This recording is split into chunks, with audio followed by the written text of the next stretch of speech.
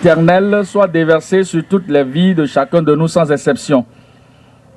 Et que les bénédictions de Dieu soient sur vous, sur moi. Et ça va venir au nom de Jésus. Prions ensemble avant l'étude. Père, nous voulons te dire merci pour l'étude biblique. Merci pour ton peuple. Merci pour les membres de l'Église. Merci pour nos invités. Merci pour toutes les localités où la parole est entendue aujourd'hui. Nous prions, Seigneur, que tu ouvres les pages des Écritures à chacun au nom de Jésus. Bénis-nous au-delà de nos attentes. Et nous prions, Seigneur, que tu ouvres nos yeux afin de contempler les merveilleuses choses de ta parole au nom de Jésus. Nous te bénissons parce que nous savons que tu as exaucé. Au nom de Jésus, nous prions. Que le Seigneur vous bénisse. Veuillez vous asseoir. Nous considérons ce soir dans Marc chapitre 7. Et nous lisons le verset 1. Et nous considérons verset 1 jusqu'au verset 13 ce soir. Marc chapitre 7. Lisons le verset 1. Les pharisiens et quelques scribes venus de Jérusalem s'assemblèrent auprès de Jésus. Ils virent quelques-uns de ses disciples prendre leur repas avec des mains impures, c'est-à-dire non lavées. Or les pharisiens et les juifs ne mangent pas sans s'être lavés soigneusement les mains, conformément à la tradition des anciens. Venons au verset 5. Et les pharisiens et les scribes lui demandèrent: pourquoi tes disciples ne suivent-ils pas la tradition des anciens, mais prennent-ils leur repas avec des mains impures? Jésus leur répondit ce qui suit: hypocrite, Ésaïe a bien prophétisé sur vous, ainsi qu'il est écrit: ce peuple m'honore des lèvres, mais son cœur est éloigné de moi. Verset 8. Vous abandonnez le commandement de Dieu et vous observez la tradition des hommes. Il leur dit encore: vous anéantissez fort bien le commandement de Dieu pour garder votre tradition. Le verset 9, il leur dit encore: vous anéantissez fort bien le commandement de Dieu pour garder votre tradition. Verset 13, en annulant ainsi la parole de Dieu par votre tradition que vous avez établie, et vous faites beaucoup d'autres choses semblables. Ce soir, nous considérons un message très important, un sujet très important que nous devons comprendre. Parce que Jésus-Christ a confronté les religieux juifs. Ils étaient zélés, passionnés, et ils étaient vraiment actifs dans leur religion. Mais ce qui était là, c'est qu'ils n'étaient pas sauvés et ils n'étaient pas prêts à écouter la parole qui leur donnera le salut. Et ils pensaient que leur religion était assez. Ils pensaient que leur tradition était assez.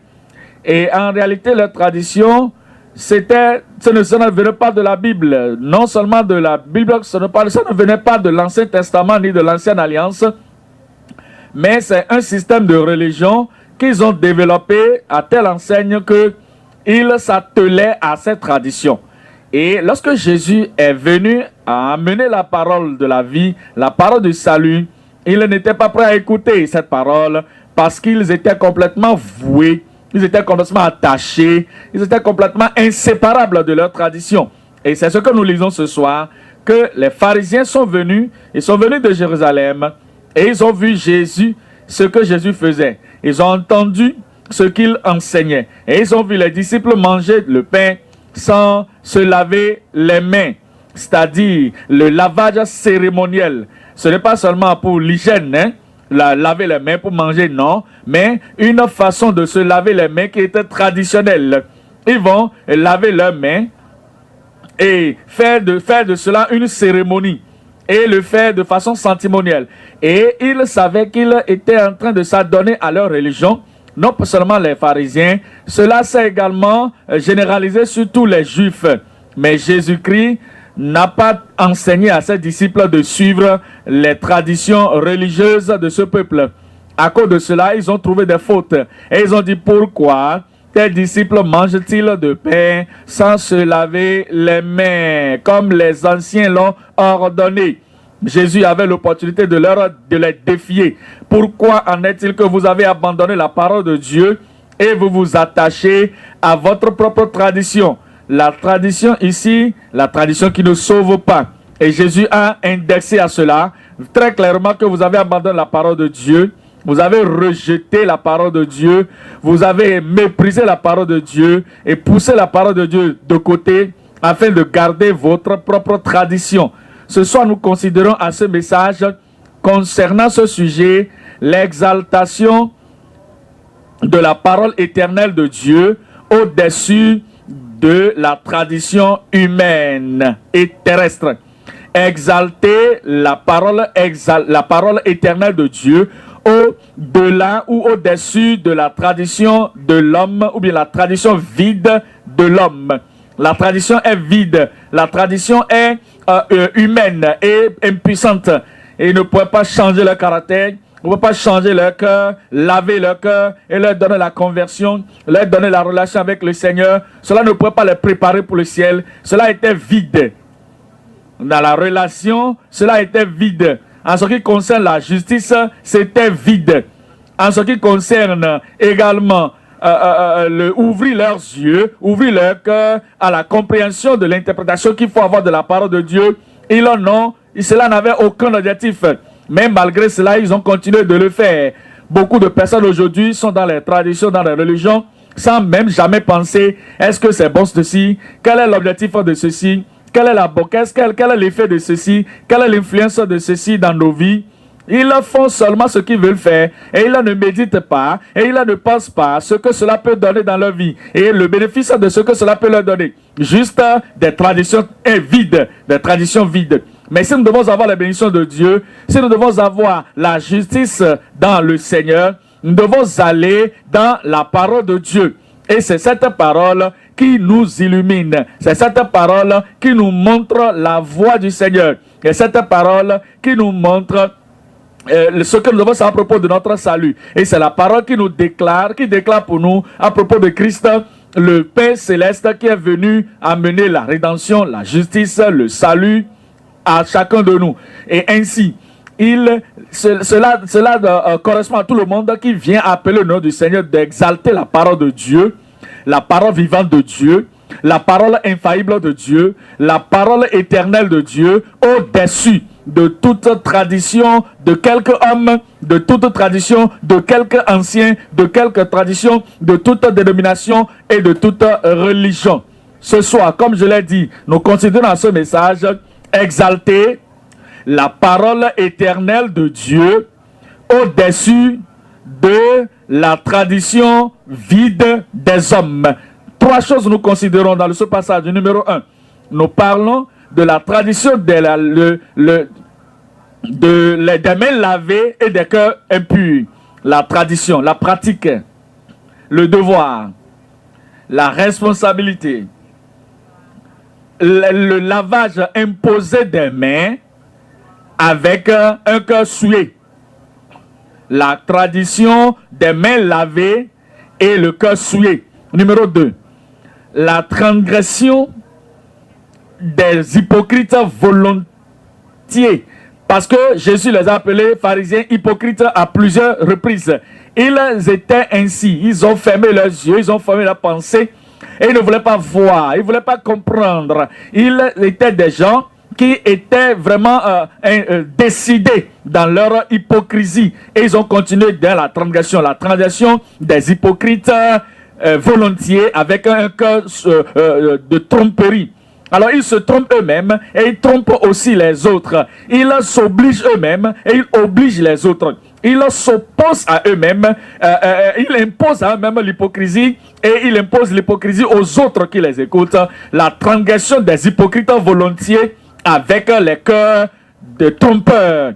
Point numéro 3, la transformation de cœurs lavés dans le discernement des auditeurs. C'est-à-dire, il y a des gens qui étaient venus écouter la parole de la bouche du Seigneur Jésus-Christ et ils ont vu la différence et ils ont reconnu que c'est un enseignant venu du ciel. Ils ont vu que c'était là, il enseignait avec autorité. Ils ont découvert qu'il enseignait ce qui amenait le changement de vie.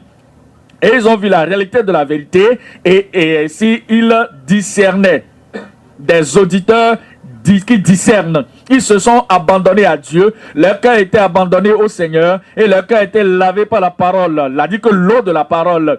Et ils ont reçu la transformation qui venait de la parole qui leur était prêchée. La transformation des cœurs lavés dans les auditeurs qui discernent ou discernant. Numéro 1, nous parlons de ce point numéro 1 dans Marc chapitre 7 à partir du verset 1. Marc chapitre 7, le verset 1, les pharisiens et quelques scribes venus de Jérusalem s'assemblèrent auprès de Jésus.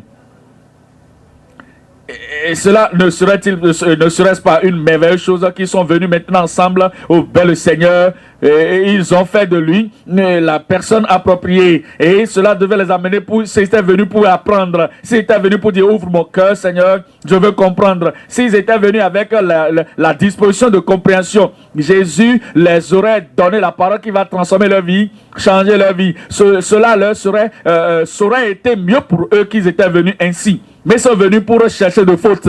Ils sont venus pour regarder à l'imperfection à l'intérieur de Jésus, Jésus qui était parfait. Ils étaient venus pour rechercher l'injustice dans la vie de celui qui était juste. Ils sont venus pour rechercher des fautes dans la vie de celui qui était sans faute. Si vous venez dans la présence de Dieu, et si vous venez avec la bonne attitude, quel que soit ce que vous ne savez pas, quel que soit ce que je n'ai pas vu, ce que je n'ai pas connu, ô Seigneur, enseigne-moi. Et que ta parole vienne à moi afin de détruire et annuler la tradition loin de ma vie. Verset 2. Oh, les pharisiens et tous les juifs, verset 2, j'allais dire, il vit quelques-uns de ses disciples prendre leur pain ou leur repas avec les mains impures. Ça dit les mains qui ne sont pas lavées. Ils ne sont pas d'accord. Et ils ont trouvé de fautes. Il y a des gens qui ne cherchent pas de fautes dans leur vie. Ils veulent seulement voir les fautes dans la vie des autres. Ah, moi je crois que je suis parfait. Ils se disaient qu'ils étaient parfaits, ils n'étaient pas nés de nouveau. Ils disaient qu'ils étaient tout allait bien avec eux, alors qu'ils n'étaient pas régénérés. Leur vie était remplie d'hypocrisie. Ce qu'ils voulaient faire seulement, c'était de chercher des fautes dans la vie des autres. Et le verset 3 nous dit maintenant que les pharisiens et tous les juifs ne mangent pas sans s'être lavés soigneusement les mains, conformément à la tradition des anciens. Conformément à la tradition des anciens. C'est ce qu'ils connaissaient. Il y a des gens qui viennent dans ce monde, c'est seulement la tradition par-ci, par-là. Ils sont là, ils ne posent pas de questions. Quelle est l'origine de cette tradition? Ils ne demandent pas quel est l'objectif de cette tradition. Ils ne demandent pas quel est l'effet, quel est la transformation que cela peut amener. Quel est l'objectif, quel est le profit de cette tradition? Non, ils ont rencontré cela comme ça et ils continuent ou ils commencent à faire comme les autres font. Et lorsqu'ils sont venus maintenant du marché, lorsqu'ils reviennent du marché, à moins de se laver les mains, de se laver les pieds, ils ne vont pas manger. Et beaucoup d'autres choses faisaient-ils en ce moment qu'ils avaient reçues de la part des anciens et auxquels ils s'attachaient. Et disant ici que comme le lavage des coupes, le lavage des vases, ainsi à ce niveau dit, et quand il revient de la place publique, il ne mange qu'après s'être purifié. Ils ont encore beaucoup d'autres observances traditionnelles comme le lavage des coupes. Regardez-moi ça, ce n'est pas pour l'hygiène, c'est pour la religion. Même laver les cruches même et laver les vases d'airain, c'était tradition. Et les pharisiens et les riches lui demandaient pourquoi tes disciples ne suivent-ils pas la tradition des anciens, mais prennent-ils leur repas avec des mains impures? La tradition des mains lavées avec et les cœurs souillés. Nous considérons 3 points ici. Numéro 1, la tradition religieuse. La tradition religieuse qui abandonne le salut. La tradition religieuse qui abandonne le salut. Numéro 2, la tradition rigide qui annule les Écritures. Qui annule les Écritures. Qui rend les Écritures sans effet. La tradition rigide qui annule, qui déplace, qui détruit, qui rend impuissante et qui rend redondante les Écritures. Numéro 3, c'est la tradition ruineuse. La tradition ruineuse qui aliène l'âne. La tradition ruineuse qui sépare l'âme du Sauveur, qui sépare l'âme de Christ, qui sépare l'âme du Seigneur. Les traditions ruineuses et qui aliènent l'âne. Quand nous considérons à cette tradition des hommes, nous devons considérer numéro 1 que c'est une tradition religieuse.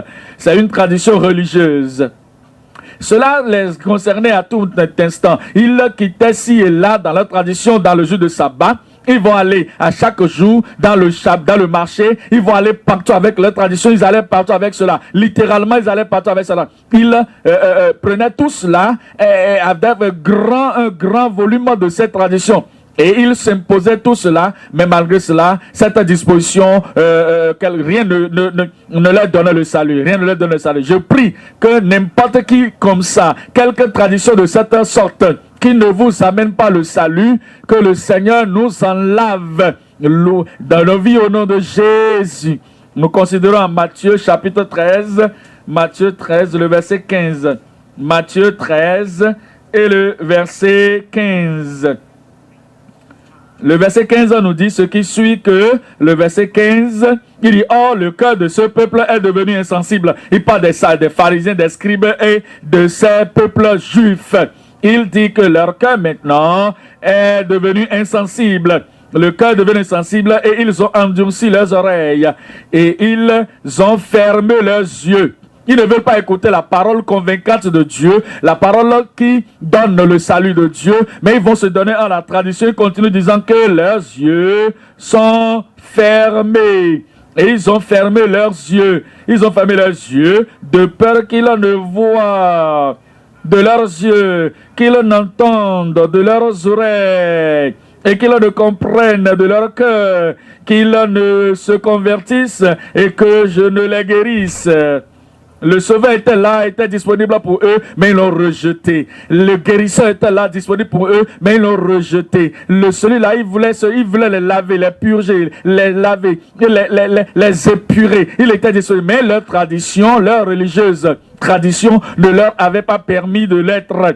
Pourquoi étaient-ils comme ça? Ils avaient des gains et qu'ils avaient dans cette religion. Ils ne gagnaient pas la vie éternelle, mais ils avaient d'autres gains dans cette religion. Dans Galates 1, le verset 13. Galates chapitre 1 et le verset 13. Ici, c'est le témoignage de quelqu'un qui était là dans cette religion, dans cette tradition auparavant. C'est-à-dire qu'avant qu'il ne soit sauvé et avant que le Seigneur ne le confronte. Saul, pourquoi me persécutes-tu? Galates chapitre 1 et le verset 13. Vous avez su, en effet, quelle était autrefois ma conduite dans le judaïsme, comment je persécutais à outrance et ravageais l'église de Dieu, et comment la religion m'a rendu méchant, la religion m'a rendu cruel. La religion m'a tué. Il était religieux, mais il était un homme violent. Verset 14. Et comment j'étais plus avancé dans le judaïsme que beaucoup de ceux de mon âge et de ma nation, étant animés d'un zèle. J'ai profité de cela. Voilà pourquoi ils se sont attachés à cela, parce qu'ils ont de profit, ils ont de gains dans cette tradition. Leurs âmes étaient dégénérescentes, mais malgré cela, à cause des choses matérielles qu'ils gagnaient dans cette religion, dans cette tradition, ils s'attachaient à cela. Et il dit comment ils étaient animés d'un zèle excessif pour la tradition de mes pères. pour la tradition de mes pères, la tradition qui ne peut pas sauver, la tradition qui était pour les anciens, cette tradition qui ne peut pas sauver. Si vous voulez être sauvé, vous devez examiner votre vie, examiner votre religion et vous devez considérer, est-ce que cela vous aide ou cela ne vous aide pas? Dans 1 Pierre 1 verset 15, 1 Pierre chapitre 1, le verset 18, 1 Pierre 1, 18 nous dit que sachant que ce n'est pas par des choses périssables, par de l'argent ou de l'or, que vous avez été rachetés de la vaine manière de vivre que vous aviez hérité de vos pères. Vous n'êtes pas sauvés par l'or, par l'argent, par la tradition de laver, le lavage religieux des mains ou de n'importe quelle partie du corps. Cela ne sauve pas. Après ce lavage des mains, le lavage des coupes, le lavage des vases, le lavage de la table, des cruches et consorts, il continue encore dans les mêmes péchés anciens. Pourquoi? Eux, ils ne pensaient pas comme ça, ils pensaient que tout allait bien avec eux. Ils pensaient que la tradition les aidait. Ils pensaient que la tradition les rendait meilleurs, acceptables à Dieu. C'est comme si on nous a dit dans Proverbe, comme on s'est dit dans Proverbe 30, verset 12. Proverbe 30, le verset 12.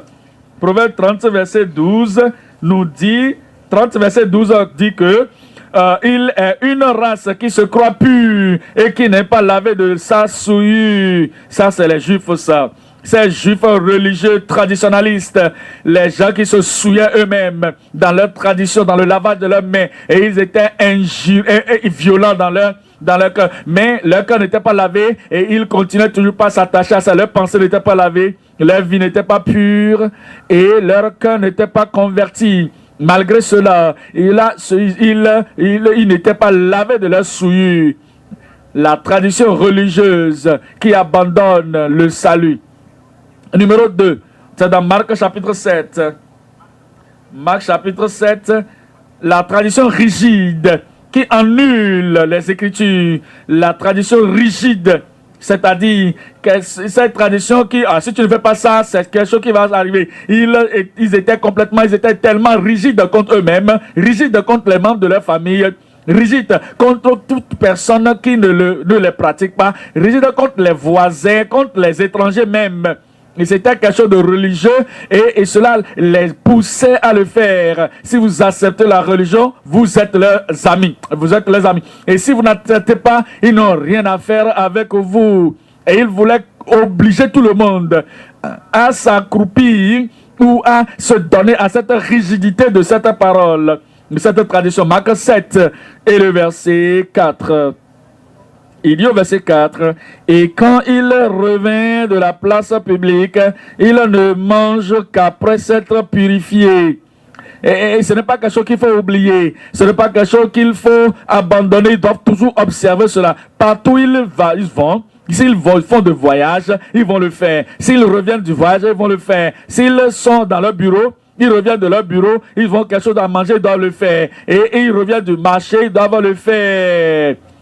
Ils étaient rigides par rapport à cela. Et il y a beaucoup d'autres choses, beaucoup d'autres observances. Ce n'est pas seulement le lavage des mains, beaucoup d'autres règles qu'ils observaient. C'était tellement rigide. Et il dit ici que beaucoup d'autres choses, beaucoup d'autres observances traditionnelles comme le lavage des coupes, des cruches et des vases d'airain.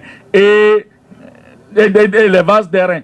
Et même s'ils étaient si rigides par rapport à cela, cela ne leur profitait rien. Ils n'avaient pas de paix, la paix de cœur. Il n'y avait pas de la satisfaction qu'ils plaisaient à Dieu. Cela ne leur donnait aucune approbation de la part de Dieu. Et cela ne leur donnait aucune assurance d'avoir le ciel. S'ils mouraient dans leur tradition rigide, ils iront en enfer. Comment est-ce que quelqu'un peut s'attacher à quelque chose qui est tellement rigide, qui ne lui profite pas éternellement, qui ne lui donne aucun profit dans la relation avec le Seigneur, il est seulement rigide à garder cela, mais que cela n'a aucune valeur, cela n'a aucune dignité, aucune transformation dans sa vie. Examinez vos vies, s'il vous plaît. Y a-t-il des choses auxquelles vous vous attachez rigidement Et il y a des choses que vous attachez et vous gardez de façon cérémonielle, des choses que vous faites de façon passionnelle.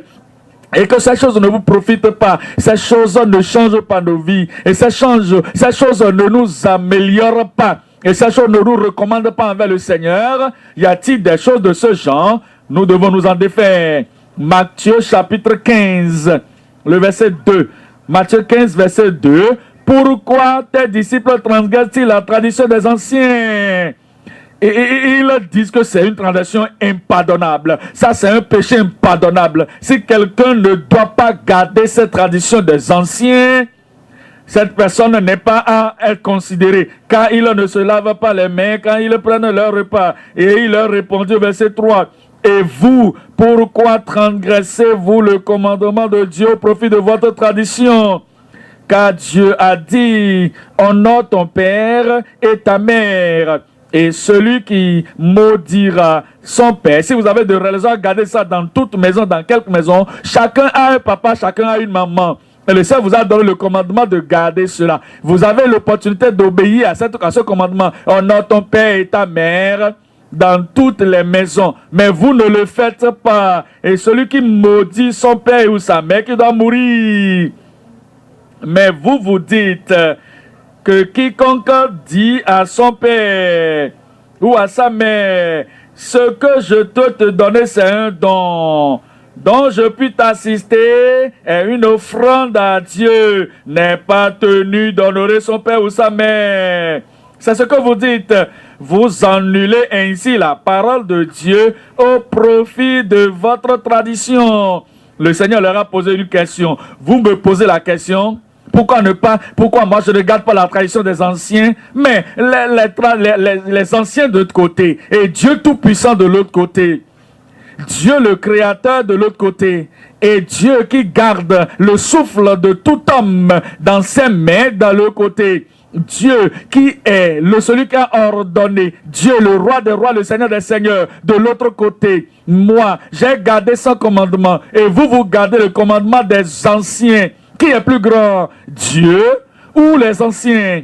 Comment est-il que vous êtes si rigide et vous gardez la tradition des anciens sans même pouvoir garder la tradition de Dieu? Ce que Dieu dit, et les hommes simples, les hommes ordinaires qui ne peuvent pas aller au ciel, vous êtes tellement rigide à garder le commandement et vous rejetez le commandement de Dieu. Pourquoi? Vous me posez la question, quel est ce commandement que vous êtes en train de demander? Tous les commandements de Dieu, la parole de Dieu dit que vous devez honorer votre père et votre maman et votre mère. Prenez soin d'eux. Et quand vous prenez soin d'eux, vous les honorez. Et comme vous continuez de grandir et vous prenez de l'âge, le plus ils prennent de l'âge, le plus vous devez leur donner de l'assistance. Mais vous vous dites... Oh, ce que j'aurais pu donner à ma maman, ce que je pourrais donner à mon papa, c'est un don. J'ai déjà donné ça à l'église. J'ai déjà donné ça dans la synagogue. J'ai déjà donné ça dans le sanctuaire. Alors, si c'est ainsi, je ne vais rien donner à mon père, rien donner à ma mère. Et vous annulez ainsi la parole de Dieu. Vous permettez à ce que ces choses continuent comme ça parce que ça fait partie de votre tradition. Pourquoi en est-il que vous transgressez et vous contrariez le commandement de Dieu à cause de votre rigidité envers la tradition des anciens des hommes? Regardez Jérémie 2. Jérémie chapitre 2. Jérémie chapitre 2, le verset 22. Regardons ce que la parole de Dieu a dit à propos de toutes les lavages qu'il faisait. Jérémie chapitre 2, le verset 22. Il dit que quand tu te laverais avec du nitre et quand tu emploierais beaucoup de potasse, ton iniquité restera marquée devant moi, dit le Seigneur l'Éternel. Pensez à tout cela. Ces lavages ne vaudraient rien. Lavage des mains, le cœur était encore souillé. Lavage des mains, l'âme était encore souillée. Lavage des mains, la vie était encore impure. Lavage des mains ne veut rien dire. Même si vous prenez de la potasse, vous prenez du savon, vous prenez quelque chose, l'eau de Javel, et vous vous lavez, cela ne va rien faire. Et il dit que cela ne pourrait pas vous laver. Beaucoup de personnes se donnent au lavage dans l'eau. Ils vont dire que lorsque tu es battu dans l'eau, tu es lavé, alors tout est bon. Et ils font de cela une autre tradition. Donc s'il n'y a pas de repentance, c'est qu'il y a le baptême d'eau, pas de justice, mais il y a le baptême d'eau. Pas de nouvelle naissance, mais il y a le baptême d'eau. Et ils prennent ce baptême d'eau comme une autre tradition plus importante que la nouvelle naissance. Aller à la rivière et se plonger dans la rivière ou se plonger dans l'eau, ils vont dire que ça c'est très bon. Et cela vous rend acceptable devant le Seigneur. Non, ce n'est pas vrai. Actes des Apôtres chapitre 8. Actes chapitre 8, le verset 13. Actes chapitre 8, le verset 13, il dit que Simon lui-même crut. C'est ce qu'il a dit. Il a dit qu'il a cru. Et après avoir été baptisé, plongé dans l'eau, il était complètement trempé dans l'eau. Il était imbibé d'eau. Il ne quittait plus Philippe et il voyait avec étonnement les miracles et les grands prodiges qui s'opéraient. Mais regardez sa propre vie au verset 18.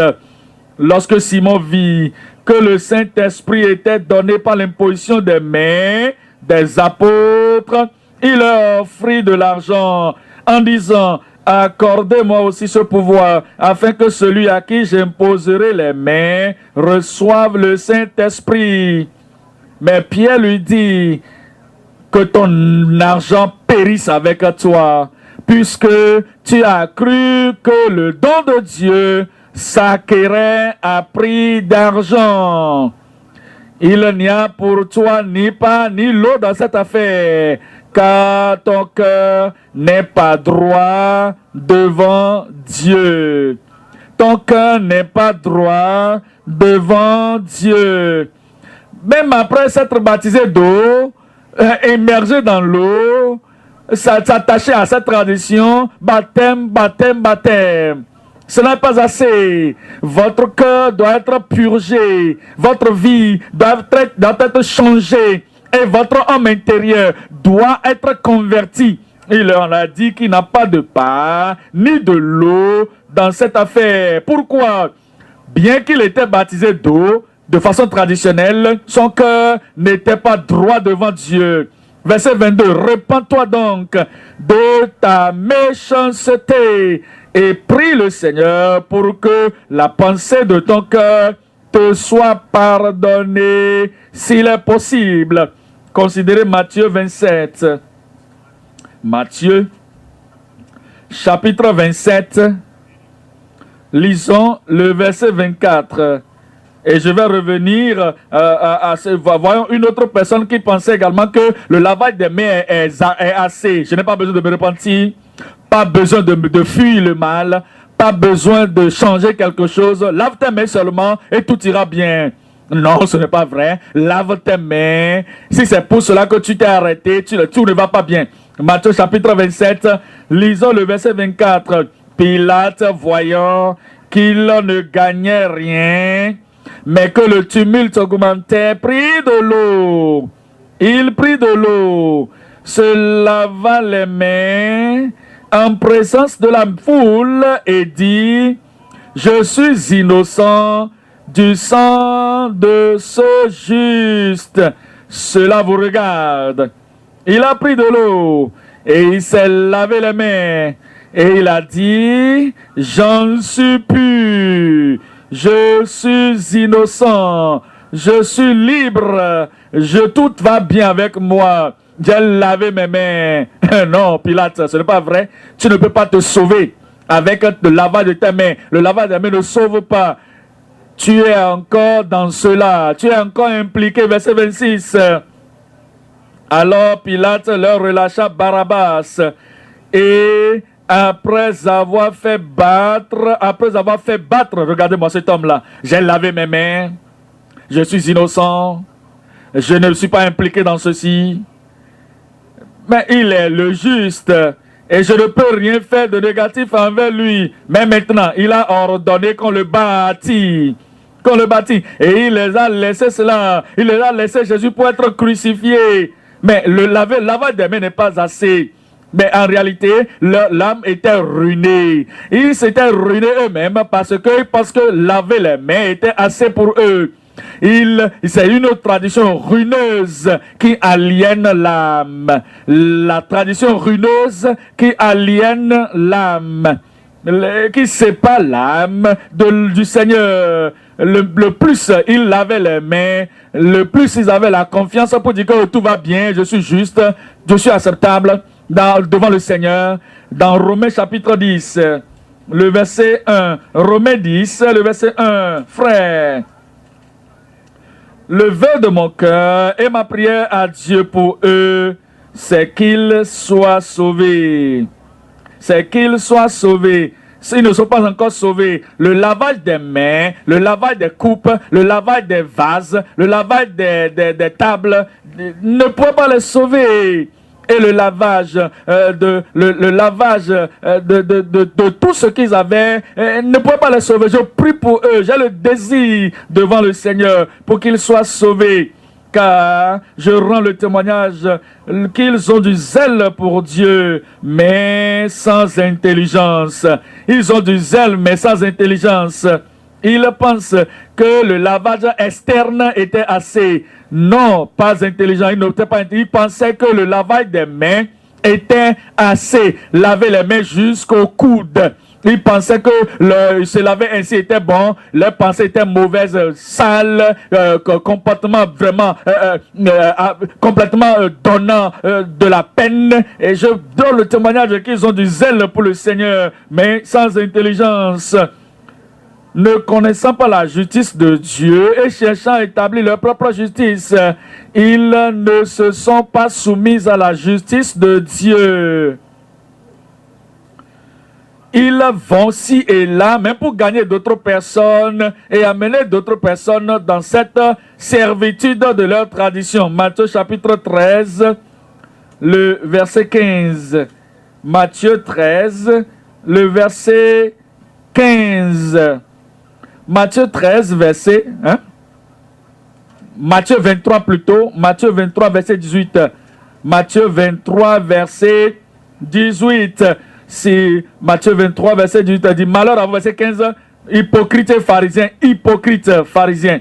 Alors voyez-vous, vous pensez que Jésus ne va pas dire à quelqu'un qui lave les mains, malheur à toi, parce qu'il lave les mains, il lave les pieds, il lave les tables, il lave les vases, que cela va les sauver. Leur nom était écrit dans le ciel. Jésus ne leur aurait pas dit malheur. Scribes et pharisiens, ils étaient des hypocrites. S'ils étaient sauvés, ils ne seraient pas des hypocrites. S'ils étaient justes, ils ne seraient pas des hypocrites. S'ils étaient lavés dans l'intérieur, ils ne seraient pas des hypocrites. Parce que vous fermez aux hommes. Il dit, vous courez la mer et la terre pour faire prosélyte, un suiveur. Vous faites tout pour avoir des prosélytes, des suiveurs. Et quand il l'est devenu, vous en faites un fils de la géhenne 2 fois plus que vous. Lorsqu'ils amènent ces convertis, leurs propres prosélytes, leurs propres suiveurs, leurs propres disciples, au lieu de leur enseigner la parole de Dieu, qu'est-ce qu'ils les enseignent? La tradition. Et ces gens deviennent plus endurcis qu'ils n'étaient avant de venir, même plus que eux-mêmes. Ils sont devenus même 2 fois des fils de la géhenne. Pensez à cela. Quand vous allez ici et là faire des disciples, faire des convertis, pensez à ces gens de religion qui font des convertis. Est-ce que ces gens, ils les amènent à être sauvés? Leur montrent-ils la parole de Dieu? Leur montrent-ils la voie de la vérité? Leur montrent-ils la voie de la vie éternelle? Beaucoup de ces gens religieux-là, ils les amènent juste dans leur dénomination et ils sont là, ils vont devenir des gens de tradition, suivre la tradition qui ne sauve pas. Je prie qu'on ne soit pas ainsi. Je dis que toi, tu ne serais pas ainsi. Dans Romains chapitre 2, lisons là le verset 28 et 29. Romains 2, verset 28. Le juif, ce n'est pas celui qui en a les dehors. Tout ce que tu fais à l'extérieur, laver les mains, laver les pieds, laver le corps, laver la tête, laver les oreilles, tout ce que tu fais, tout ce que tu donnes, tout ce que tu te portes, tout ce que tu fais à l'externe, ce que tu portes, ce que tu ne portes pas, se donner à la tradition des anciens, ce n'est pas un juif. Non. Et la circoncision, ce n'est pas celle, celle qui est visible dans la chair. Mais le juif, c'est celui qui l'est intérieurement. Et la circoncision, c'est celle du cœur, selon l'esprit, et non selon la lettre. La louange de ce juif ne vient pas des hommes. La louange de ce juif ne vient pas des pharisiens, des sadducéens. Ça ne vient pas des juifs. Cette louange ne vient pas de la tradition des anciens, mais de Dieu. Point numéro 2 à présent. La transgression des hypocrites volontaires ou volontiers avec des cœurs trompeurs. Nous venons dans Marc chapitre 7. Marc chapitre 7, le verset 6. Marc 7 et le verset 6. Jésus leur répondit: hypocrite, Ésaïe a bien prophétisé sur vous. Ainsi qu'il est écrit, ce peuple m'honore des lèvres, mais son cœur est éloigné de moi. Ils m'honorent avec leurs lèvres, mais leur cœur est très très loin de moi. Il dit que le prophète a prophétisé sur vous, vous concernant, que Dieu a le souci du cœur, mais vous abandonnez ceux qui donnent du plaisir à Dieu. Avez-vous entendu lorsque Dieu a dit à Samuel qu'il ne regarde pas l'apparence, mais que l'homme regarde l'apparence, mais que Dieu regarde dans le cœur? Malgré cela, ce cœur, il ne se concentre pas sur cela. Il dit que tout ce qu'il faisait, il le faisait plus pour les hommes. Il le faisait pour montrer devant les hommes qu'ils étaient justes. Et il pensait que cela était ainsi. Mais est-ce qu'il jeûnait, c'était hypocrite. Est-ce qu'il donnait des aumônes, c'était hypocrite. Est-ce qu'il priait, c'était hypocrite. Tout ce qu'il faisait, il le faisait dans la présence des hommes pour montrer qu'ils sont en train de le faire. Et ils ne considéraient pas la condition de leur cœur. Matthieu chapitre 6, le verset 2. Matthieu chapitre 6, le verset 2. Lors donc que tu fais l'aumône, ne sonne pas de la trompette devant toi, comme font les hypocrites dans les synagogues et dans les rues, afin d'être glorifiés par les hommes. L'appréciation des hommes, la flatterie des hommes. Je vous le dis en vérité, ils reçoivent leur récompense. Tout ce qu'ils faisaient, il le faisait pour la démonstration. Il le faisait pour la louange des hommes. Il le faisait comme la tradition des hommes, juste pour plaire aux hommes. Verset 5. Lorsque vous priez, ne soyez pas comme des hypocrites qui aiment à prier dans les synagogues et au coin des rues pour être vus des hommes. Lorsqu'ils prient, ils veulent que tout le monde les regarde. Ils veulent attirer l'attention. C'est devenu leur tradition. Ils ne vont pas prier parce qu'ils ont besoin de prier. Mais ils veulent que Dieu satisfasse quelque chose. Non, pas qu'ils aient la foi en Dieu. Ou bien pas que quelqu'un a besoin de leur prière pour qu'ils prient pour la personne. Non, c'est pour attirer l'attention envers eux-mêmes. Pour montrer qu'ils priaient. Ils étaient des hypocrites et la tradition les a tellement affectés et tout ce qu'ils faisaient et cela les rendait complètement, totalement hypocrites. Verset 16. Lorsque vous jeûnez, ne prenez pas un air triste comme des hypocrites. Les hypocrites, c'est tout. Les hypocrites priaient, hypocrites passage, hypocrites dons d'aumônes, beaucoup de choses hypocrites qu'ils faisaient, que apparemment étaient justes, mais ils le faisaient pour la démonstration. Il dit, lorsque vous jeûnez, ne soyez pas comme des hypocrites qui portent un air triste, qui se rendent le visage tout défait. Ils le font ainsi, renfrogner la mine pour démontrer qu'ils sont en train de jeûner. Je vous le dis en vérité, ils reçoivent leur récompense. Venez dans Matthieu 23. Matthieu chapitre 23. La tradition externe, le comportement externe. la célébration externe ou que ce soit sans le lavage du cœur ne mérite rien, ne veut pas avoir la faveur de Dieu. Matthieu 23, le verset 25. Matthieu 23, verset 25. Malheur à vous, scribes et pharisiens hypocrites, parce que vous nettoyez le dehors de la coupe et du plat. Ils étaient méticuleux. Ils vont laver l'extérieur correctement. Ils vont démontrer l'extérieur de la coupe. Ils vont faire que cela soit juste. Ils leur démontraient l'extérieur du vase, l'extérieur de leur entourage. Mais au-dedans, ils sont pleins de rapines et d'intempérance, la fraude, le vol, la convoitise, la gourmandise, l'amour de l'argent. Il dit, toi, pharisien, aveugle es-tu? Nettoie premièrement l'intérieur de la coupe et tu ne peux pas le faire toi-même. Tu as besoin de la grâce, tu as besoin de l'aide, tu as besoin de lavage, de la puissance de lavage de Dieu, de l'agneau. Et tu as besoin de la grâce de Dieu, tu as besoin de la promesse de Dieu pour laver l'intérieur d'abord.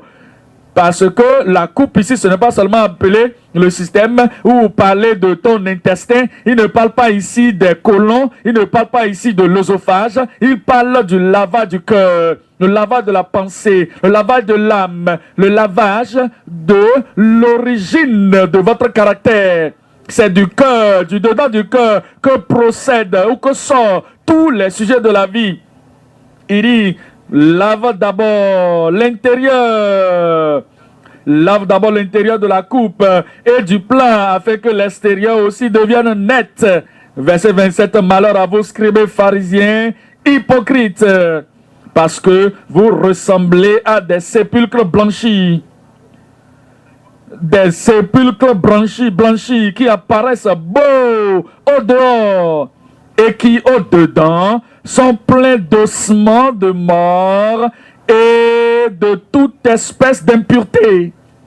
Il dit ici, vous pouvez imaginer combien sales ils étaient, combien hypocrites, combien impurs ils étaient. Mais à l'externe, ils étaient purs, lavés, avec de longues robes. Ils apparaissent vraiment jolis, beaux à l'extérieur. Mais c'est la vie des pharisiens, ça. Beaucoup de personnes se paraissent ainsi. Mais dans la religion, tout était bon. Mais ils étaient injustes à l'intérieur, la souille à l'intérieur, l'impertinence, l'incompétence à l'intérieur, l'iniquité à l'intérieur. Ils n'ont été jamais lavés, ils n'ont été jamais nés de nouveau. Verset 28, vous de même au dehors, vous paraissez juste aux hommes, mais au dedans, vous êtes plein d'hypocrisie et d'iniquité. Je prie qu'on ne soit pas ainsi. Vous ne serez pas ainsi. Les membres de vos familles ne seront pas ainsi. Seulement la religion, sans la justice, c'est la mort. Rappelez-vous ce que Jésus a dit à propos de la prophétie d'Ésaïe les concernant. Il a parlé à propos du fait que leurs pensées étaient loin de Dieu, mais intérieurement, ils n'étaient pas avec Dieu, mais extérieurement, ils étaient là, parlant avec Dieu seulement. Ésaïe 29. Ésaïe 29, verset 13. Ésaïe 29, le verset 13. Le Seigneur dit, voici la parole du Seigneur. Et la parole du Seigneur révèle ce qui est à l'intérieur. Cela révèle son expectation. Cela révèle son désapprobation, sa désapprobation à propos des enfants d'Israël. Il dit, quand ce peuple s'approche de moi, il m'honore de la bouche et des lèvres, mais son cœur est éloigné de moi. Le cœur ne m'est pas donné, le cœur ne m'est pas soumis. Le cœur, ils apparaissent et ils disent que et la crainte qu'ils ont de moi n'est qu'un précepte de tradition humaine. Ils ont peur de Dieu, mais c'est à cause de la tradition des hommes. Rappelons-nous, c'est vrai que nous connaissons toutes ces choses déjà, que Dieu regarde dans le cœur. Nous savons ça, que Dieu espère que le cœur soit pur. Et ce n'est pas seulement lorsque vous attendez à ce que l'extérieur de notre religion puisse être démontré. Il veut que notre cœur soit purgé, lavé, circoncis, et que cela demeure juste et saint devant lui. Regardez 1 Samuel 16, verset 7. 1 Samuel 16, verset 7. Il dit, et l'Éternel dit à Samuel, ne prends point garde à son apparence et à la hauteur de sa taille, car je l'ai rejeté. L'Éternel ne considère pas ce que l'homme considère. Dieu ne voit pas ce que l'homme voit. L'homme regarde à ce qui frappe les yeux, mais l'Éternel regarde au cœur. Ces pharisiens ont oublié ce passage. Ils ont seulement pensé que s'ils étaient des gens cérémoniellement purs, cérémoniellement lavés leurs mains, je me suis lavé déjà, le lavage externe, laver les vaisselles et qu'on sort. Ils pensaient que c'était assez. Mais Dieu dit non. Je vous l'ai déjà dit que le cœur, c'est ça qui m'intéresse. Deutéronome 30 et le verset 6. Deutéronome 30, le verset 6. Le Seigneur ton Dieu circoncira ton cœur. Il a dépassé la circoncision externe. L'Éternel ton Dieu est ton Dieu. Tu l'as dit, non? Que tu es sauvé, tu es un enfant de Dieu, non? Tu as dit que tu as amené ton cœur à Dieu, non? Tu as dit qu'il t'a lavé, qu'il t'a purgé. Mais il veut faire quelque chose d'autre. Il veut circoncire le cœur et le cœur de ta postérité. Et que tu aimeras l'Éternel ton Dieu de tout ton cœur et de toute ton âme, afin que tu vives. Ça, c'est le problème du cœur. C'est le lavage du cœur qui compte. Et c'est pour cette raison que cela demande encore jusqu'à aujourd'hui que, tel que cela a été de par le passé dans l'ancien temps, que leur cœur devait être circoncis. La même chose aujourd'hui est demandée. Regardez Proverbe chapitre 23. Proverbe, chapitre 23 de Proverbe, le verset 27. Proverbe 23 et le verset 27. Mon fils, donne-moi ton cœur. Je veux laver ce cœur. Donne-moi ce cœur. Je veux le circoncis. Donne-moi ce cœur. Donne-moi ce cœur. Je veux purger ce cœur. Donne-moi ce cœur. Je veux purifier ce cœur. Donne-moi ton cœur. Je veux posséder ce cœur. Mon fils, donne-moi ton cœur. Et que tes yeux observent mes voies. C'est ce qu'il veut faire à ces Israélites et c'est ce qu'il désire également de faire aujourd'hui. Il veut que nous quittions et que nous allions au-delà de lavage des mains, que nous présentions nos cœurs devant lui afin qu'il puisse nous purger, afin qu'il puisse nous laver, afin qu'il puisse nous purifier. Dans le cœur, Jérémie 24, le verset 7. Jérémie, chapitre 24, et le verset 7. Et je leur donnerai un cœur pour qu'ils connaissent que je suis l'Éternel. Ils seront mon peuple et je serai leur Dieu. S'ils me donnent leur cœur et que je lave leur cœur et que je purge leur cœur et que je purifie leur cœur et que je possède leur cœur, alors ils seront mon peuple et je serai leur Dieu. Quelle était leur réponse à ce message de la part du prophète Jérémie? Regardez la réponse dans le chapitre 44 de Jérémie. Jérémie chapitre 44 et le verset 16. Chapitre 44, le verset 16 de Jérémie. La réponse, ils étaient tous des religieux, hein? Mais leur cœur était allé loin, loin, loin de Dieu et attaché à leur tradition volontaire ou volontiers. Verset 16. Nous ne t'obéirons en rien de ce que tu nous as dit au nom de l'Éternel. Catégorique, vous parlez du cœur, amenez mon cœur, lavez vos cœurs et priez pour que le cœur soit purifié, lavé et possédé par le Seigneur. Non, non, non, non, non, non, nous ne voulons pas ça. Nous ne voulons pas ça.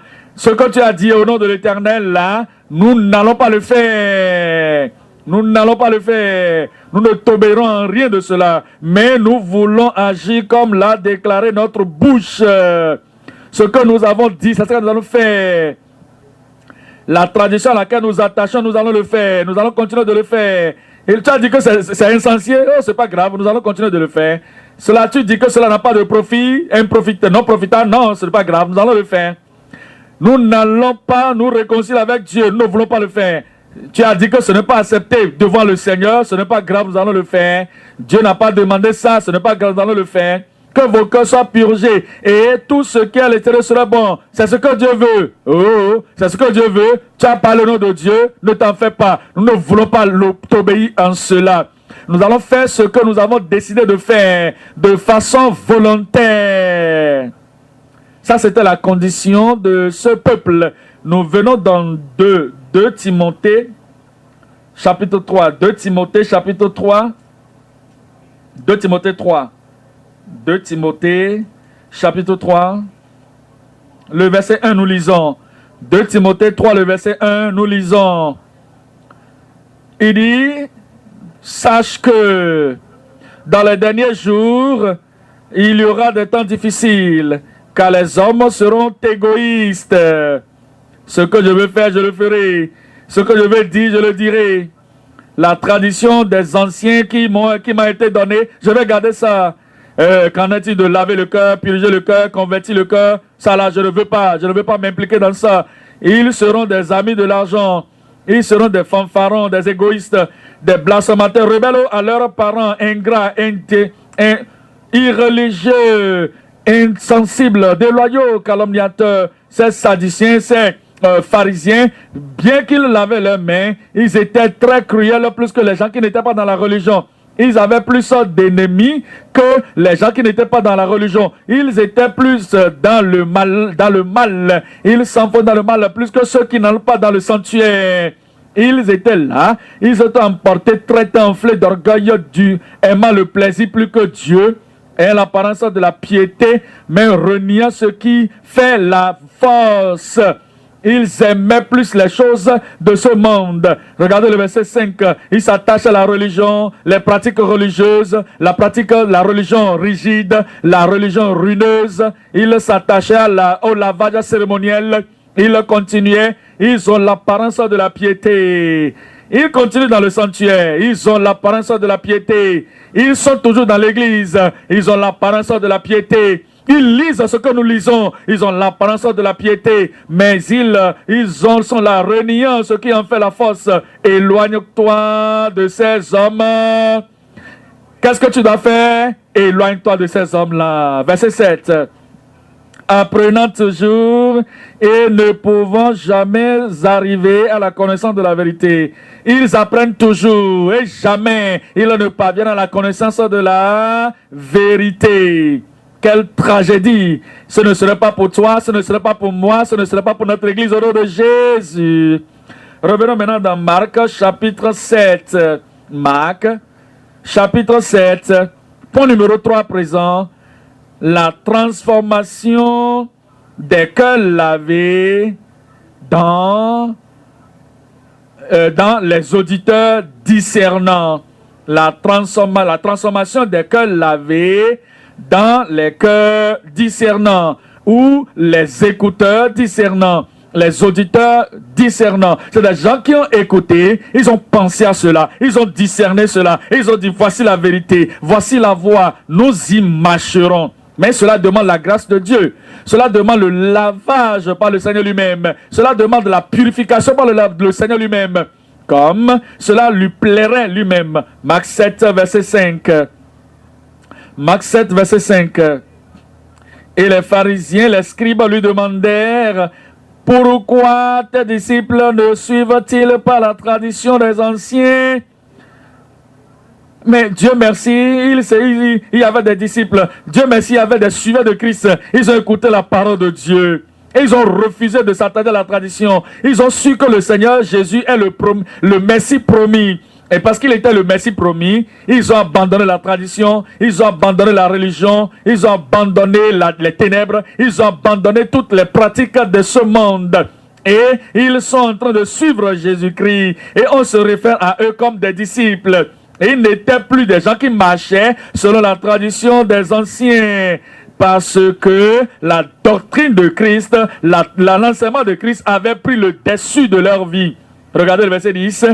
Quand Moïse a dit, honore ton père et ta mère, et celui qui maudira son père ou sa mère sera puni de mort. Les disciples ont écouté cela et ils ont remarqué qu'il faut démontrer du respect à son papa, démontrer du respect à sa maman. Et ils se sont attachés à cela. Ils doivent aider le père, ils doivent aider leur mère. Rappelez-vous de Pierre, Simon-Pierre.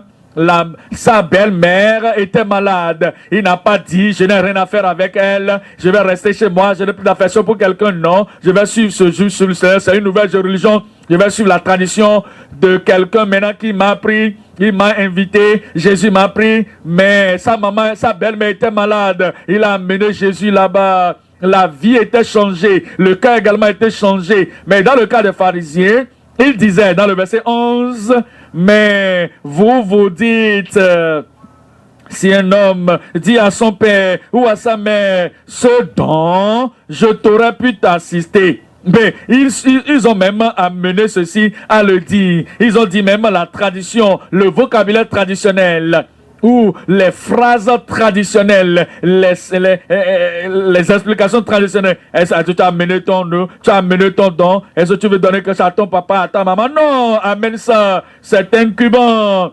C'est un corban. Et c'est consacré à Dieu. C'est une offrande pour l'Éternel. Et ils vont aller pour dire, mon papa est malade, ma maman est malade. Je dois aller prendre soin de ma maman. Et non. Ils vont te dire, non, mais là, ça c'est corban. C'est ce que tu devras donner dans le sanctuaire. Donne ça pour que nous qui sommes dans le sanctuaire, nous puissions avoir quelque chose et à utiliser. Et ils vont former et obliger les gens et vont dire, ce que tu vas donner, vous ne le laissez plus rien faire pour son père ou sa mère. Vous ne le laissez plus rien faire pour son père ou sa mère, annulant ainsi la parole de Dieu par votre tradition que vous avez établi, et vous faites beaucoup d'autres choses semblables. Mais dans le cas de ces disciples, ils ont suivi le Seigneur et ils ont rejeté la tradition et ils ont dit non, nous allons suivre le Seigneur toute la vie durant, parce que la parole de Dieu a amené la lumière dans leur vie. Regardez à Jean, chapitre 6. Jean, chapitre 6. Il nous dit, dans le verset 63, que c'est l'esprit qui vivifie. La chair ne sert de rien. Laver la chair, ça ne sert à rien. Laver les coupes, ça ne sert à rien. La tradition des anciens, qui va seulement prendre soin de l'extérieur de la chair, ne profite à rien. Les paroles que je vous ai dites sont esprit et vie. Regardez le verset 67. Jésus donc dit aux disciples, aux 12, et vous, ne voulez-vous pas aussi vous en aller? Simon-Pierre lui répondit, Seigneur, à qui irions-nous? Tu as les paroles de la vie éternelle. Tu as les paroles de la vie éternelle. Et il continue disant, et nous avons cru, et nous sommes sûrs, nous avons connu que tu es le Christ, le Saint de Dieu. La parole de Christ a pénétré leur cœur, les a lavés, les a purifiés, les a purgés, et ils ont eu leur transformation. Ça, c'est la transformation des cœurs purifiés dans les auditeurs discernants. Regardez Jean 15. Jean chapitre 15, le verset 3. Jean 15, 3. Déjà, vous êtes purs. Il parlait aux disciples. Il ne parlait pas aux Sadduciens. Il ne parlait pas aux Sadduciens, aux scribes. Il leur a dit qu'ils sont sales. Ils sont souillés à l'extérieur. Ils sont des hypocrites. Ils sont pleins d'ossements morts, d'ossements de mort. Et ils sont pleins de rapines. Ils sont pleins d'extorsion. Ils sont pleins d'intempérance. Mais en parlant à ses disciples, il a dit, déjà vous êtes purs à cause de la parole que je vous ai annoncée. Je prie que ce même témoignage soit nôtre au nom de Jésus. C'est de l'intérieur que le Seigneur est en train de considérer. Et il voudrait que l'intérieur soit pur. Et c'est ça que le Seigneur considère. Il veut que la purge commence de l'intérieur. Psaume 51. Psaume 51, le verset 6, Psaume 51, le verset, Psaume 51, Psaume 51, il dit que c'est de l'intérieur qu'il veut. Voici, il dit, mais tu veux que la vérité soit au fond du cœur, au fond du cœur. C'est ça qui compte, au fond du cœur. Fais donc pénétrer la sagesse au-dedans de moi. C'est Dieu qui fait ça. Purge-moi. C'est l'opération de Dieu lui-même. Purge-moi, purifie-moi. C'est Dieu seul qui peut le faire. Il le fait par la grâce. Il le fait par le lavage de la parole. Il le fait par le lavage, le sacrifice qui a été accepté devant lui par le Seigneur au calvaire. Purifie-moi avec de l'hysope et je serai pur. Lave-moi. Ce n'est pas le lavage que tu fais toi-même, mais lave-moi, Seigneur, et je serai plus blanc que neige. Annonce-moi l'allégresse et la joie, et les eaux que tu as brisées se réjouiront.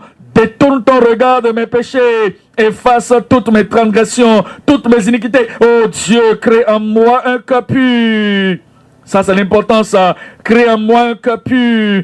Fabrique en moi un cœur pur. Tu es le créateur, tu peux le créer encore. Tu es le créateur, tu peux le faire. Tu peux créer en moi un cœur pur, un cœur nouveau, un cœur transformé. Crée en moi un cœur pur. Renouvelle en moi un esprit bien disposé.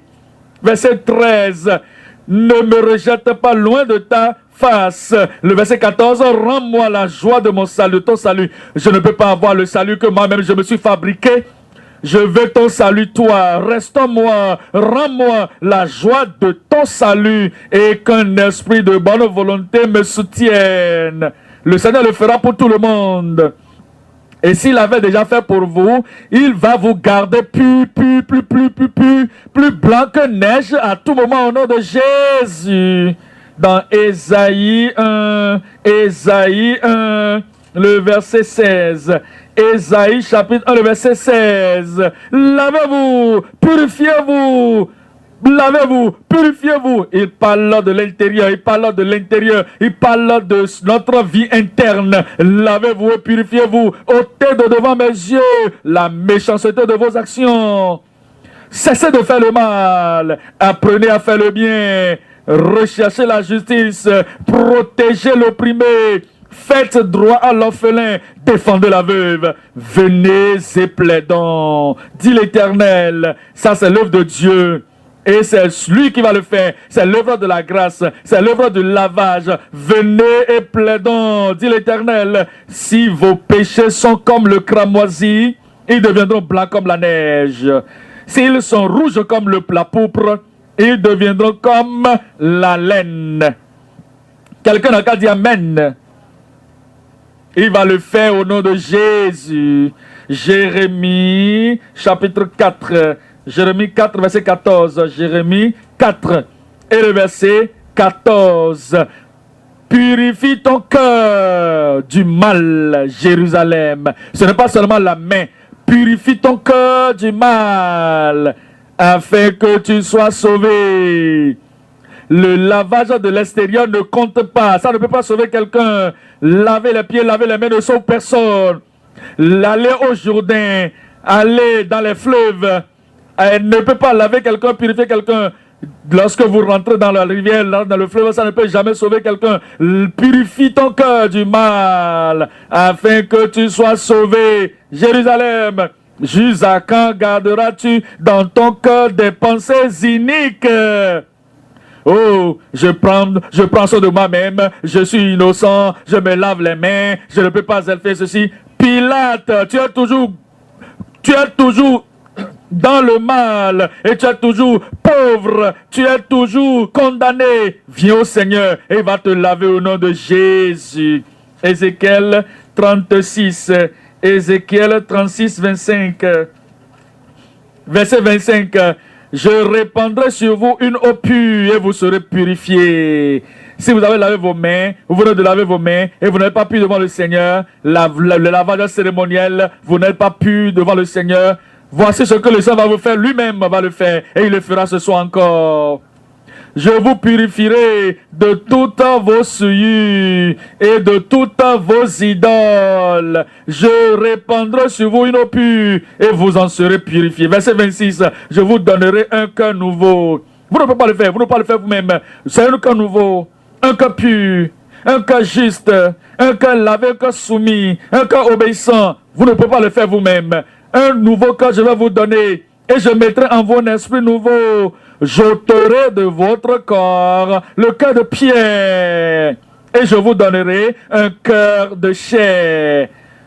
Je mettrai mon esprit en vous et le Saint-Esprit descendra sur vous et va demeurer avec vous. Et je ferai que vous suiviez mes ordonnances et que vous observiez et pratiquiez mes lois. 1 Corinthiens 6, 1 Corinthiens chapitre 6, le verset 9. 1 Corinthiens 6 et le verset 9. Ne savez-vous pas que les injustes n'hériteront point le royaume de Dieu? Quel que soit le titre que vous avez, quel que soit le nombre de fois que vous avez lavé les mains, lavé les pieds, lavé votre entourage, quel que soit le nombre de fois que vous lavez et vous faites ce lavage, ça ne peut jamais vous donner la vie éternelle. La justice, ça ne vient pas de cela. Ne soyez pas trompés, ne vous trompez pas par la trahison des hommes. Ni les impudiques, ni les idolâtres, ni les adultères, ni les efféminés, ni les infâmes, les homosexuels, ni les voleurs, ni les cupides, ni les ivrognes, les voleurs de l'église, les voleurs à l'école, les voleurs au bureau, les voleurs, n'importe les voleurs partout. Ne soient pas trompés, ni quelques voleurs que ce soit, les outragés, les cupides, les ivrognes et les ravisseurs n'hériteront le royaume de Dieu.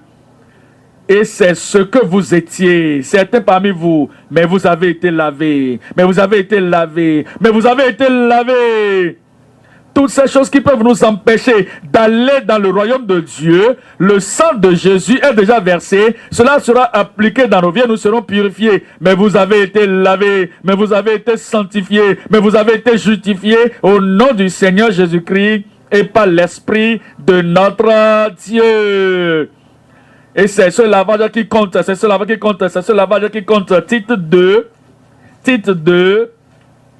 le lavage qui amène le cœur à être purifié. Titre, chapitre 3, le verset 5. Il nous a sauvés non à cause des œuvres de justice que nous aurions faites, pas par les œuvres religieuses que nous avions faites. Ce n'est pas par le lavage religieux que nous avions pratiqué. Ce n'est pas par les œuvres de la justice que nous avions pratiqué nous-mêmes. Mais selon sa miséricorde, par le baptême de la régénération. Le baptême de la régénération, c'est le salut. C'est Dieu qui fait cela. C'est lui qui sauve. Et le renouvellement du Saint-Esprit. Le lavage, le baptême de la régénération et le renouvellement du Saint-Esprit. C'est l'œuvre de Dieu et il le fera. Il va le faire dans tous les cœurs. Éphésiens chapitre 5, le verset 25.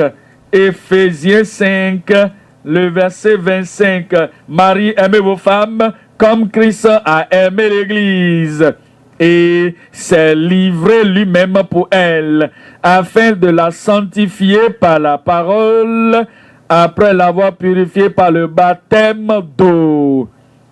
Afin de la sanctifier, de la purifier par le lavage de la parole, et pour se faire paraître devant lui, cette église glorieuse. Le lavage extérieur ne peut pas amener une église glorieuse.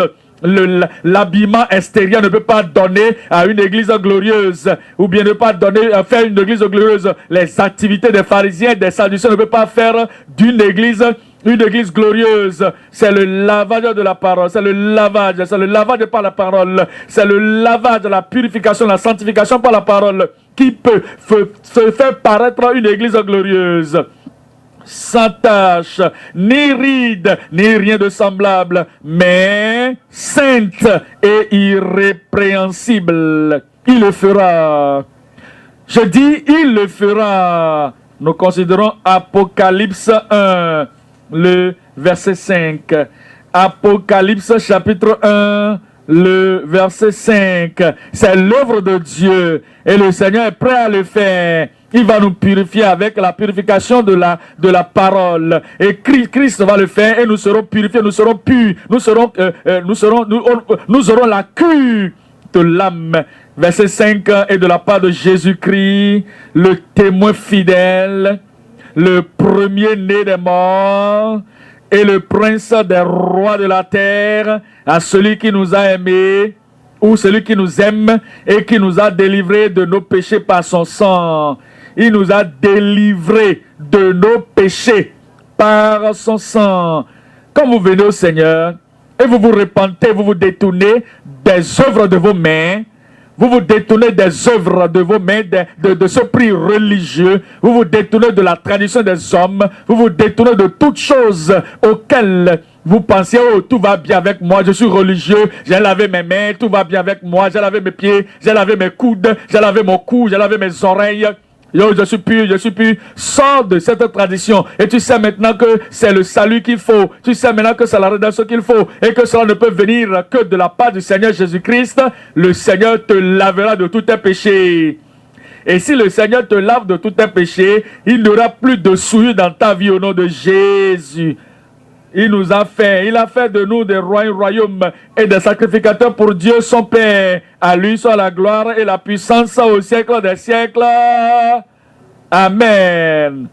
La gloire de Dieu va briller dans vos vies. Apocalypse chapitre 3 et le verset 18. 3 verset 18. Je te conseille d'acheter de moi de l'or éprouvé par le feu, afin que tu deviennes riche, et des vêtements blancs pour que tu sois vêtu. Il ne parle pas de se laver et de t'habiller, l'habillement externe. Il parle de l'âme nue, l'âme qui est nue, cette âme-là qui n'a pas la justice de Dieu. Il te lave dans le sang de Jésus. Et il te lave, et après t'avoir lavé, il te couvre des habillements de justice. Et il dit que, afin que ta nudité ne soit pas vue. Et où est tes yeux, et il dit afin que tu puisses voir. Oh, il dit que c'est ceux que j'aime, c'est eux que je châtie, parce qu'il aime les pharisiens. Il leur a dit malheur à vous, il leur a dit de se lever et de sortir afin de laver l'intérieur de la coupe, parce que ils sont en train de laver seulement l'extérieur et à l'intérieur ils sont impurs. Il a dit cela à cause de son amour, afin qu'ils se détournent de la tradition et qu'ils viennent à la puissance de transformation de Christ. Il dit, je te conseille, parce que je reprends, je châtie tout ce que j'aime. Aie donc du zèle et repens-toi. Voici, verset 20, je me tiens à la porte et je frappe. Si quelqu'un entend ma voix et ouvre la porte, j'entrerai chez lui. Il viendra dans votre cœur. Je souperai avec lui et lui avec moi. À celui qui vaincra, vous allez vaincre. À celui qui vaincra, je le ferai asseoir avec moi sur mon trône. Comme moi, j'ai vaincu et me suis assis avec mon Père sur son trône. Que celui qui a des oreilles pour entendre, dites-moi ce qui suit, qu'il entende ce que l'Esprit dit aux églises. La femme de Pilate lui avait parlé et a dit, il ne faut rien avoir avec ce juste, parce que j'ai souffert beaucoup de choses dans mon rêve à cause de lui. Mais Pilate n'a pas entendu. Il n'a pas écouté ce que sa femme a dit. Il a envoyé Jésus pour être battu et pour être crucifié, malgré ce que sa femme lui a dit. Jésus a parlé aux pharisiens, aux scribes. Ils n'avaient pas les oreilles pour entendre, parce qu'ils se sont attachés à leur tradition encore. Quand vous venez dans le livre des Actes des Apôtres, vous allez encore découvrir ces gens-là dans leur tradition. Mais il a parlé à Pierre, Pierre a entendu. Il a parlé à Jean, Jean a entendu. Il a parlé à Matthieu, Matthieu a entendu. Il a parlé à tous ses disciples et ils sont entendus. Ils sont sortis de la tradition des hommes et ils étaient lavés, ils étaient purifiés. Le Seigneur les a dit que vous êtes purs et que vos noms sont écrits dans le livre des cieux. Vous allez écouter. Quand vous écoutez, il va vous laver. Quand vous écoutez, il va vous purger. Quand vous écoutez, il va vous purifier. Quand vous écoutez, il va posséder votre cœur. Et vos noms seront écrits dans le livre de vie au ciel. Celui qui a les oreilles pour entendre, qu'il entende ce que l'Esprit dit aux églises. chapitre 7 de l'Apocalypse, le verset 9. 7, verset 9. Après cela, je regardais, et voici, il y avait une grande foule que personne ne pouvait compter, de toute nation, de toute tribu, de tout peuple et de toute langue. Ils se tenaient devant le trône et devant l'agneau, revêtus de robes blanches et des palmes dans leurs mains. Moi, je serai parmi ce nombre. Je dis, je serai parmi ce nombre. Ils criaient d'une voix forte en disant, le salut à notre Dieu qui est assis sur le trône et l'agneau. Et tous les anges se tenaient autour du trône et des vieillards et des quatre êtres vivants. Et ils se prosternaient devant leur face, devant le trône, et ils adoraient Dieu en disant Amen. La louange, la gloire, la sagesse, l'action de grâce, l'honneur, la puissance et la force soient à notre Dieu au siècle des siècles. Amen. Et l'un des vieillards prit la parole et me dit, ceux qui sont revêtus de robes blanches, qui sont-ils et d'où sont-ils venus?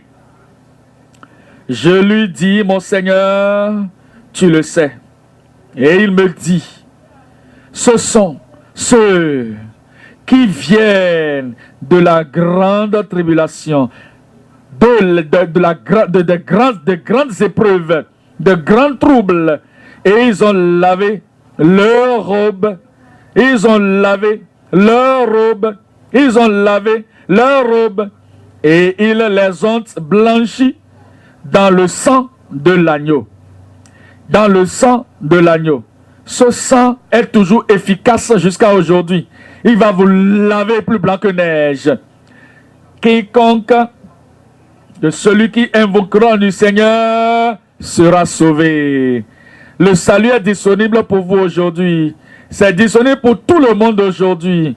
Si vous êtes déjà lavé, oh gloire à Dieu. Si vous n'êtes pas encore lavé, retournez à lui et qu'il vous rend plus blanc que neige. Et il vous lavera le cœur, il vous purifiera l'âme, il purifiera votre esprit, il purifiera votre homme intérieur. Et il vous donnera la grâce d'aller et de vivre la vie de justice pour le restant de vos jours. Et lorsque les saints iront au ciel, lorsqu'ils seront là-bas, toi, Dieu merci, toi, je dis toi,